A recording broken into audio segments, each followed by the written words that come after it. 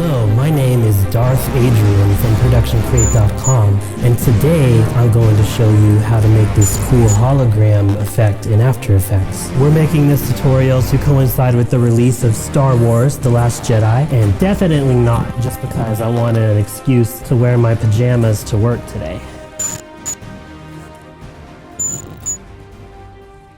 Why are you still here? Do the intro.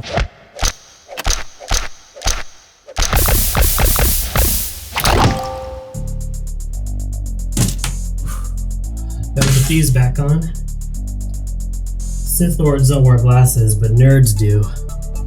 Alright, so before starting this effect, what you need to keep in mind is that you basically have endless options. The sky is the limit. The stars are the limit. Outer space. Star Wars. You don't have to try and emulate a Star Wars hologram, but even if that is what you want, there's countless ways to do it because the look of the holograms in Star Wars is inconsistent. It varies from movie to movie, and it varies depending on whose hologram machine device it is. Every step in this tutorial is going to be optional. First, you're going to need to key your footage. Use whatever keying method you want. You can actually get away with a less than perfect key in this situation. In the end, this is going to be overlaid over footage with an additive transfer mode, and this might cause issues if your actor is wearing all black because he is on the dark side. So a good way to remedy that would be to use a subtle inner glow, but for me, I found this to be unnecessary. Next, I want to add in those stripes that you see going up and down. You know what I mean? Not scan lines, but like the areas of different, like some parts are darker and some are lighter. You know what I'm talking about? You know.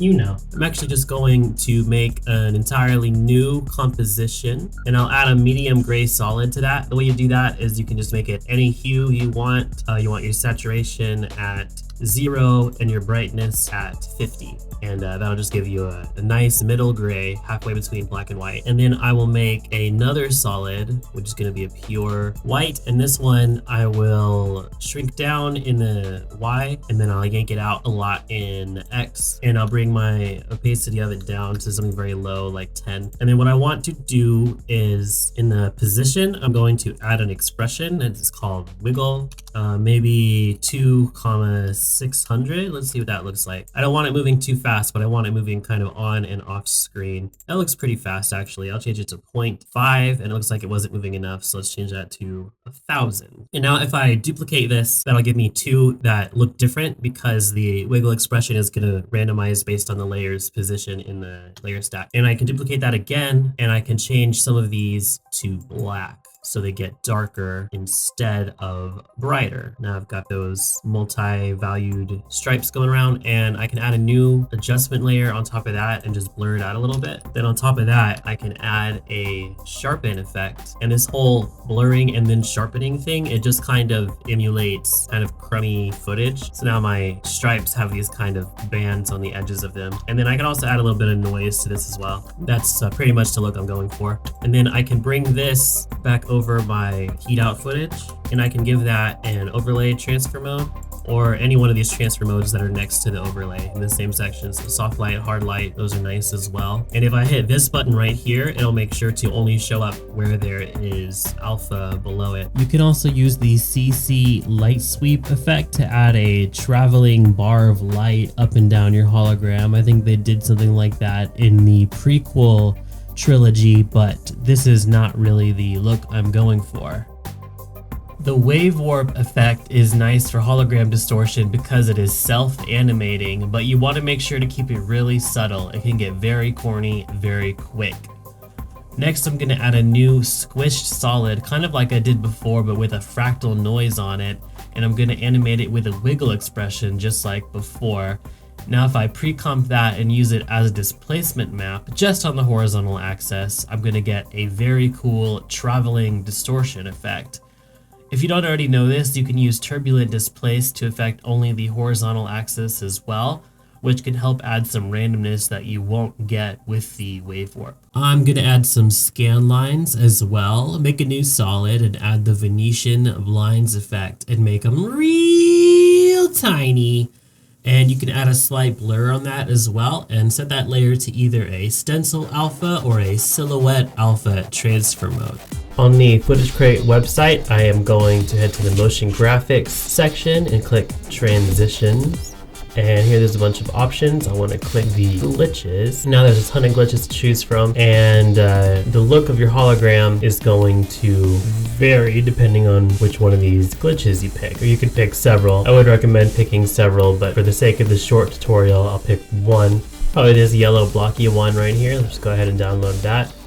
I should note that my apprentice Darth Chris has already made a tutorial about how to use these in Premiere, and I'm going to do something kind of similar. If you're interested in learning how to do it in Premiere, go ahead and check that out. So I'll drop that into my comp and just kind of move it into position. Now if I recompose those glitchy layers, I can do a number of things with them. I could turn them off, I could make a new adjustment layer and put a displacement map on it, and I can use that glitch layer to give myself some blocky displacement. Another option would be to use a transform effect. Give it a very small scale up and use the glitch as an alpha matte. And that gives me another sort of displacement, but it's a different look. And another thing I could do is I could take this composition that all this stuff is in, and I could duplicate it twice, and in each of those I could go into whatever effect I'm using for the distortion and change it slightly. And then if I bring all three of those into a new composition, all one on top of the other, I can add a shift channels effect to each of them and use that to turn off some of the color channels. So this top one is just going to be red, the next one will just be green, and the last one will just be blue. And if I use the transfer modes to add all those back together,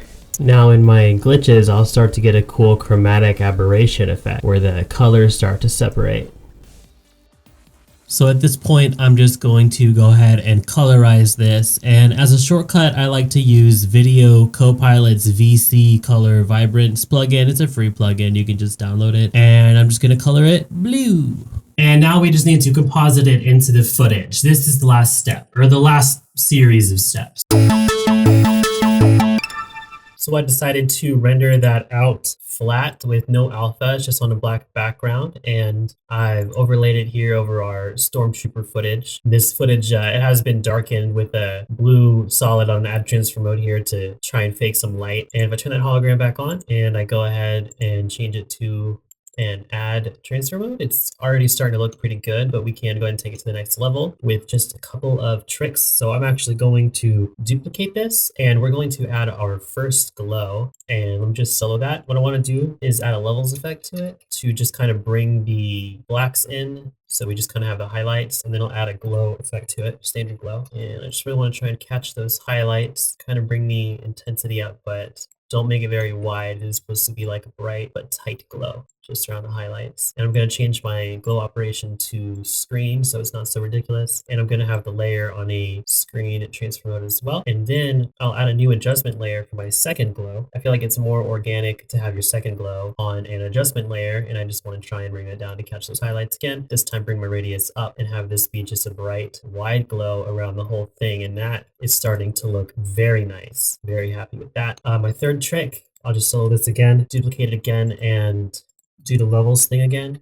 What I want to do now is just bring in these blacks, and I'm going to try and make some light rays coming off of the hologram like it's being projected from his hand. And the way I do that is with a radial blur. There's a few radial blurs to choose from. Pick the one called CC radial blur and set it to a fading zoom, and then bring the center point down below where this projector is. And then if you start turning that up, you'll see it kind of explodes outwards, which is not what you want. But the thing that's cool about the CC radial blur is you can bring it into a negative direction. And there, you see what I'm doing? I have my light rays now, and you can see what those look like combined with the hologram and in context with everything else. And my one final tip is, if you are going to add any kind of color grade to your footage, always put your color grade after your effects, because otherwise your effect isn't going to be color graded and it's going to stick out. So just drop the color grade on top of everything else, including your hologram. And that's it. That's how you do the Star Wars hologram effect. I hope you enjoyed it. I hope you found it educational, and I hope you subscribe and remember to ring the notification icon so you'll never miss another upload.